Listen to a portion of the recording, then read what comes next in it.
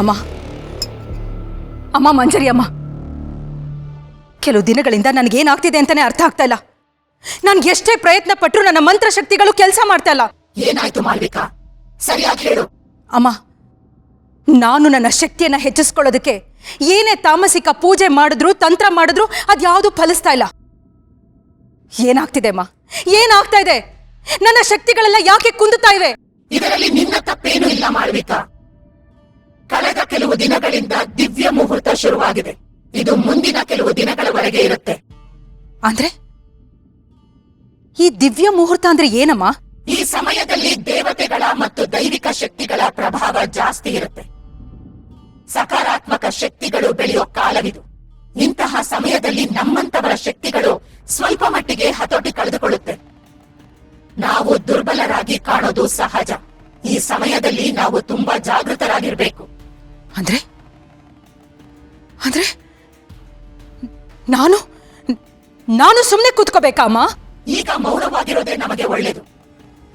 ಸದ್ಯಕ್ಕೆ ಯಾವುದೇ ದೊಡ್ಡ ಸಾಹಸಕ್ಕೆ ಕೈ ಹಾಕೋದ್ ಬೇಡ. ಸರಿಯಮ್ಮ, ನೀವು ಹೇಳಿದಾಗೆ ಮಾಡ್ತೀನಿ. ಆದ್ರೆ ನಾನು ನನ್ನ ಪ್ರಯತ್ನ ಮಾತ್ರ ಬಿಡೋದಿಲ್ಲ.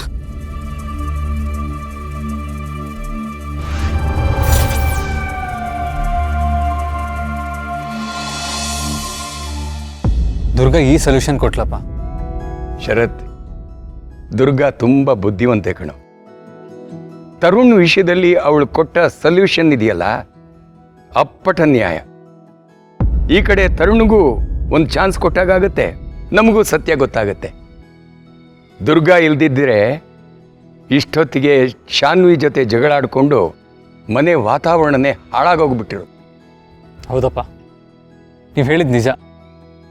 ನಾನು ಫ್ರಸ್ಟ್ರೇಷನಲ್ಲಿ ಅದು ಹೇಗೇಗೋ ರಿಯಾಕ್ಟ್ ಮಾಡಿಬಿಟ್ಟೆ. ಆದರೆ ದುರ್ಗಾ ಸಖತ್ ಮೆಚ್ಯೂರ್ಡಾಗಿ ಯೋಚನೆ ಮಾಡಿದ್ಲು. ಅವಳು ಹೇಳಿದ ಐಡಿಯಾ ಕೇಳಿ ನನಗೆ ಸಖತ್ ಪ್ರೌಡ್ ಫೀಲ್ ಅನ್ನಿಸ್ತು.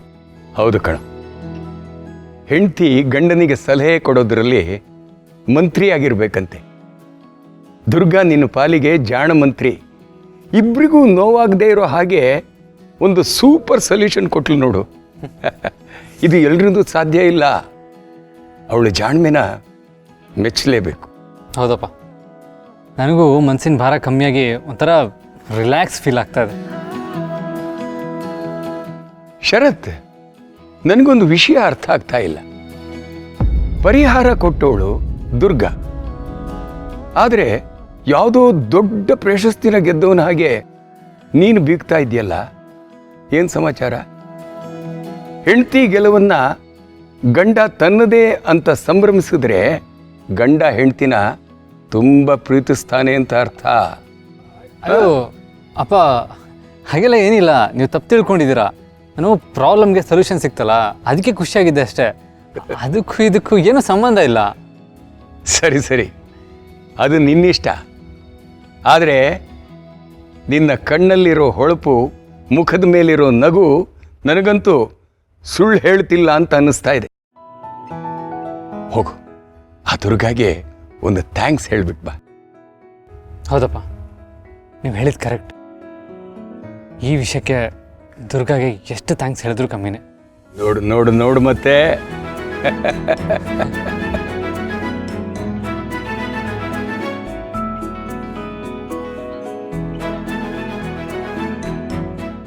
ಅಪ್ಪ ಹೇಳಿದ ನಿಜನಾ? ನಾನು ಯಾಕೆ ಇಷ್ಟೊಂದು ಖುಷಿಯಾಗಿದ್ದೀನಿ?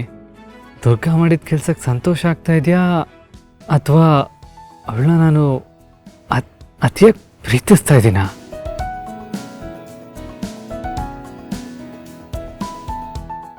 ಮನೆಯಲ್ಲಿ ಒಂದು ದೊಡ್ಡ ಗಲಾಟೆ ಮಾಡಿಸಿ ಎಲ್ಲರ ಗಮನ ಬೇರೆ ಕಡೆ ತಿರುಗಿಸೋಣ ಅಂದ್ಕೊಂಡ್ರೆ ಅಲ್ಲಿಗೂ ಬಂದು ನನ್ನ ದಾರಿಗೆ ಮುಳ್ಳಾಗ್ಬಿಟ್ಲು ಆ ದುರ್ಗಾ. ಅಣ್ಣ ತಂಗಿ ಮಧ್ಯೆ ನಾನು ತಂದಿಟ್ಟ ಅಂತರನ ಸರಿ ಮಾಡಿಬಿಟ್ಲಲ್ಲ. ಛೇ, ಹೊರಗಡೆ ನನ್ನ ತಂತ್ರ ಮಂತ್ರಗಳು ನಡೀತಿಲ್ಲ, ಮನೆ ಒಳಗೆ ನಾನು ಹೂಡಿರೋ ಆಟಗಳು ಸಾಕ್ತಿಲ್ಲ. ಇಲ್ಲ, ಹಾಗಾಗಬಾರ್ದು. ಹಾಗಾಗೋದಕ್ಕೆ ನಾನು ಬಿಡಬಾರ್ದು. ದುರ್ಗನ್ನ ನಾನು ಸೋಲಿಸ್ಲೇಬೇಕು. ಛೇ, ಅಮ್ಮ ಏನಾಯ್ತು? ಯಾಕೆ ಕಿರ್ಚ್ಕೊಂಡ್ರಿ? ಶರತ್, ಕಿರ್ಚ್ಕೊಂಡ? ನಾನಾ? ಇಲ್ವಲ್ಲ, ಯಾಕಪ್ಪ ಕೇಳ್ತಾ ಇದ್ಯಾ? ಕಿಚ್ಕೊಂಡಾಗಾಯ್ತು. All okay? Yes Sharath, everything is fine. ಅಮ್ಮ, ನೀವೇನೋ ಸೀರಿಯಸ್ಸಾಗಿ ಯೋಚನೆ ಮಾಡ್ತಾ ಇದ್ದೀರಾ. ಏನಾಯಿತು? ಶಾನ್ವಿ ಬಗ್ಗೆ ಶರತ್, ಶಾನ್ವಿ ವಿಷಯ ನೆನೆಸ್ಕೊಂಡ್ರೆ ನನ್ನ ಮನ್ಸಿಗೊಂಥರ ಆಗ್ತಾ ಇದೆ. ಶಾನ್ವಿ ವಿಷಯನ? ಏನಾಗಿದೆ? ಎಲ್ಲ ಸರಿಯಾಗಿ ಇದೆಯಲ್ಲಮ್ಮ, ಯಾಕೆ ಯೋಚನೆ ಮಾಡ್ತಾ ಇದ್ದೀರಾ? ಸದ್ಯಕ್ಕೆ ಸರಿ ಹೋಗಿರ್ಬೋದು ಶರತ್, ಆದರೆ ಅದು ಬೂದಿ ಮುಚ್ಚಿರೋ ಕೆಂಡ ಇದ್ದಾಗಪ್ಪ. ಯಾವಾಗ ಬೇಕಾದರೂ ಬೆಂಕಿ ಹತ್ಕೊಂಡು ಉರಿಬಹುದು, ಸುಡ್ಬಹುದು. ಅಮ್ಮ, ನೀವು ಯಾಕೆ ಈಗ ಮಾತಾಡ್ತಾ ಇದ್ದೀರಾ? ಹಾಗೆಲ್ಲ ಏನೂ ಆಗಲ್ಲ ನೋಡಿ, ಎಲ್ಲ ಸೆಟ್ಲ್ ಆಗ್ತಾ ಇದೆ, ಮುಂದೆ ಎಲ್ಲ ಒಳ್ಳೇದೇ ಆಗುತ್ತೆ. ಹಾಗಾದರೆ ಒಳ್ಳೇದಪ್ಪ. ಒಂದು ವೇಳೆ ಹಾಗಾಗದೆ ಹೋದ್ರೆ ಭಯ ಆಗ್ತದೆ ಕಣೋ. ನಾವು ಶಾನ್ವಿ ಮೇಲೆ ನಂಬಿಕೆ ಇಟ್ಟು ಎಲ್ಲ ಸರಿಪಡಿಸಿದ್ರೆ ಚೆನ್ನಾಗಿರ್ತಿತ್ತೋ ಏನೋ. ಆ ತರುಣ್ ನಮ್ಮ ಶಾನ್ವಿಗೆ ಒಳ್ಳೆ ಜೋಡಿ ಅಲ್ಲ ಅನ್ನೋದನ್ನ ನಾನು ಒಪ್ಕೊಳ್ತೀನಿ. ಆದರೆ ದುರ್ಗಾ ಈ ವಿಚಾರದಲ್ಲಿ ತಲೆ ಹಾಕಬಾರ್ದಾಗಿತ್ತು.